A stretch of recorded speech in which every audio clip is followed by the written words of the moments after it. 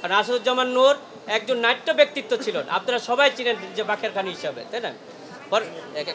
পরবর্তীতে তাদেরকে জামিন নামঞ্জুর করা হয়েছিল। সাবেক মন্ত্রী এবং এমপি বিশিষ্ট নাট্য ব্যক্তিত্ব আসাদুজ্জামান নূর, আরেকজন হচ্ছে সাবেক বেসরকারি বিমান ও পর্যটন প্রতিমন্ত্রী অ্যাডভোকেট মাহবুব আলী, আরেকজন হচ্ছে প্রশাসনের এসআই শাহাদাত হোসেনকে বিজ্ঞ আদালতে প্রেরণ করে শাহাদাত হোসেন এসআই ওনারকে 10 দিন রিমান্ড চাওয়া হয়েছিল। আর বাকি যে 2 জন ছিল তাদেরকে রিমান্ড চাওয়া হয় নাই, শুধু আমরা জামিনের পিটিশন দিয়েছি। আমরা রিমান্ডটা বলি যে এসআই শাহাদাত হোসেন উনি একজন পুলিশের কর্মকর্তা, ওনার কাজই হচ্ছে যে দেশে যখন শান্তি শৃঙ্খলা বিঘ্নিত ঘটে এবং আইনের শাসন প্রতিষ্ঠিত থেকে বিঘ্নিত হয়, শান্তি শৃঙ্খলা রক্ষা করা এবং বাংলাদেশের মানুষের এবং জান ও মালের নিরাপত্তা রক্ষা করাই একজন পুলিশের কাজ।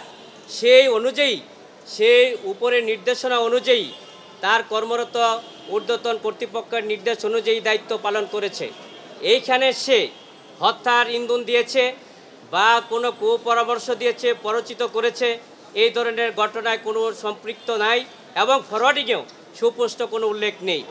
আরেকটু হলে এই মার্ডার মামলায় উনি প্রত্যক্ষ বা পরোক্ষভাবে জড়িত নন, কারণ হচ্ছে উনি রাষ্ট্রের দায়িত্ব পালন করেছেন, রাষ্ট্রের প্রতিনিধি হিসাবে প্রশাসনিক দায়িত্ব হিসাবে উনি পালন করেছেন। আমরা বিজ্ঞ আদালতে সেই সাবমিশনগুলি নিয়েছি এবং বিজ্ঞ আদালতে আমরা রিমান্ড বাতিল চেয়েছিলাম এবং জামিন চেয়েছি। বিজ্ঞ আদালত সন্তুষ্ট হয়ে জামিন নামঞ্জুর করেছেন এবং 6 দিনের রিমান্ড মঞ্জুর করেছেন। আমরা যে মাহবুব আলীর পক্ষে আমরা রিমান্ড চাওয়া হয় নাই এবং আসাদুজ্জামান নূরের ব্যাপারেও জামিন চাওয়া হয় নাই। এতে প্রতীয়মান হয় যে এই ঘটনার সাথে তারা কোনো প্রত্যক্ষ জড়িত না, এই ঘটনার সাথে তারা জড়িত না, যেহেতু তাদের মামলায় রিমান্ড চাওয়া হয় নাই, শুধু রাজনৈতিক কারণে তাদেরকে এই মামলা সম্পৃক্ত করা হয়েছে। কারণ আসাদুজ্জামান নূর একজন নাট্য ব্যক্তিত্ব ছিলেন, আপনারা সবাই চিনেন যে বাকের খান হিসাবে, তাই না?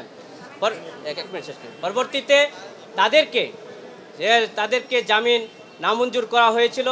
মাহবুব আলীর পক্ষ আমরা বলেছি যে উনি একজন আইনজীবী এবং মন্ত্রী ছিলেন, এমপি ছিলেন, সেই কারণেই তাকে এই মামলায় সম্পৃক্ত করা হয়েছে। এই মামলাগুলির সাথে তাদের কোনো সম্পৃক্ততা নেই, কোনো জড়িত নেই এবং সুনির্দিষ্ট কোনো অভিযোগ নেই। আমরা বিজ্ঞ আদালত সন্তুষ্ট হয়ে জামিন নামঞ্জুর করে সিডব্লিউ জেল হাজতে প্রেরণ করেছে।